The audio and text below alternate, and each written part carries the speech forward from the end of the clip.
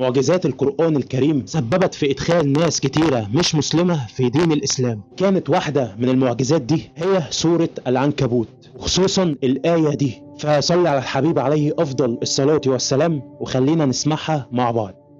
مثل الذين اتخذوا من دون الله أولياء كمثل العنكبوت اتخذت بيتا وإن أوهن البيوت لبيت العنكبوت لو كانوا يعلمون. ناس ملحدة وكفرة والعياذ بالله قالت ان الآية دي مكتوبة غلط، لان هنا مكتوبة اتخذت والمفروض تتكتب اتخذ. لكن مع العلم الحديث والتطور قدر العلماء يكتشفوا ان نساء العنكبوت هي اللي بتصنع البيت مش الذكر. ولو كملت الآية للآخر هتلاقي ان الآية بتقول